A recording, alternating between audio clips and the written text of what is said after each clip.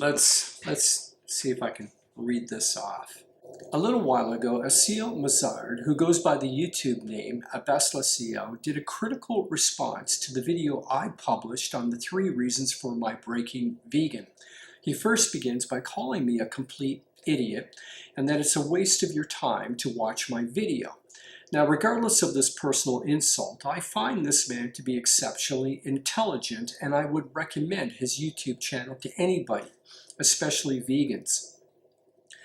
The fact that he spent over 17 minutes doing a video response on behalf of an idiot such as I is flattering, but even a person as smart as he can be blindsided by his own beliefs. To begin with, Mazard accuses me of using the words realistic and sustainable in an unexamined way, like a slick politician trying to pull a quick one on his audience.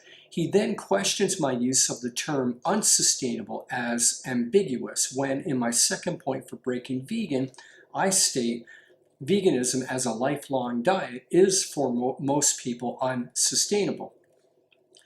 What I was referring to here had to do with health and long-term vitality.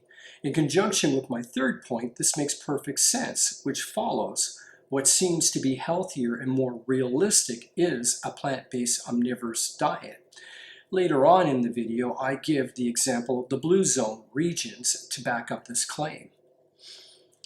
However, Mazard chooses to interpret my use of the word unsustainable to mean psychologically unsustainable, in that for the long term, it's mentally and emotionally more realistic to include some animal products in an otherwise plant-based diet.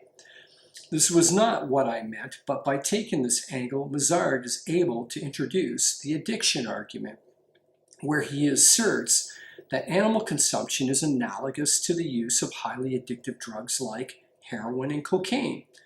He therefore makes the claim that in the same way a narcotic cannot be used occasionally by an addict, it's impossible to expect people to eat animal products in moderation. What is obvious here is that the comparison between highly addictive drugs and animal-based foods is nonsense. How can a mind-altering, physically addictive substance with no nutritional value be the same as an omelet or filet? Unlike drugs, animal-based foods are calorically dense with a profile of active nutrients. You could argue that many of these nutrients are also found in plants, but that's not the point he's making here. Yes, it's possible to alter foods in such a way that they are depleted of their nutritional value and made addictive. It's called junk food, and some of the most addictive types are plant-based. For years, I was hooked on potato chips, and even though I knew it was putting my health at risk, it was extremely difficult to give up. Consider this: all addictive drugs are derived not from animals, but from plants. Cocaine and heroin are vegan. Why then would Mazard insist on this comparison when it's clearly false? After all, he's an intelligent man. He should know better, except for the fact that his premise is biased. It's not that he actually believes meat to be addictive in the same way as heroin or cocaine, but that for him it's morally wrong. Therefore, he continues down this line of reasoning to now advocate the strategy of the anti-smoking campaign as a way of discouraging animal consumption. First, he begins with the scenario I portrayed of a world run by fascist vegans who use coercion to enforce a plant-based society. I admit this was over the top, but still, given the right conditions, is a possibility. Just imagine a government led by Gary Yourofsky or Vegan Gains. Scary, isn't it?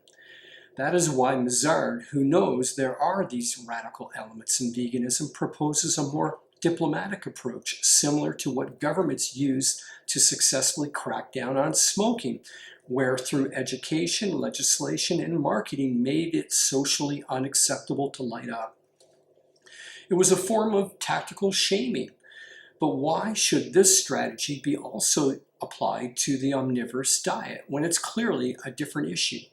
Like heroin and cocaine, smoking tobacco is a highly addictive drug that offers no nutritional value. Animal-based foods do not fall in the same category. They are not addictive and do offer nutritional value. The only parallel Mazard is able to draw up is that both smoking and eating animal products is simply wrong. This isn't an argument based on science, but on moral philosophy. It is his vegan point of view. From my point of view, I see things differently. Animal-based foods have always been an essential part of the human diet. I don't believe we've now evolved to a place where it's no longer necessary, nor do I see it as a moral issue. What matters to me is what is most beneficial for human health. Based on 150 dietary studies done on the blue zones over the past century, that would be a 95% plant-based diet. Nevertheless, none of this matters to Mazard because for him, it's not about improving human health. It's about the animals and the complete abolition of their use. That is why he dodges any discussion about the blue zones. Instead, chooses to move on to the part of the video where I talk about the anthropomorphism of animals. He uses this as an opportunity to express his disapproval of pet ownership. I personally have no issue with people owning cats or dogs. The kind of anthropomorphism I was referring to has to do with what I would call the Disneyification of animals. I think to a great extent we have a generation of young people whose minds have been shaped by Disney animations, where animals portray all the same attributes as humans. But that is a topic for another video. On a personal note, I'm still following the 6-to-1 diet, where I eat plant-based 6 days out of the week, and on the 7th day I eat meat. I can honestly say I have no urge to increase my consumption of animal products. I know a lot of this has to do with my experience eating plant-based. Nevertheless, I don't think I would have the same success with smoking. Even though I haven't had a cigarette in 16 years, if I were to go back to smoking, in no time I'd be fully addicted to nicotine. Finally, in Mazard's response to my video, an interesting question was raised. Is veganism psychologically sustainable?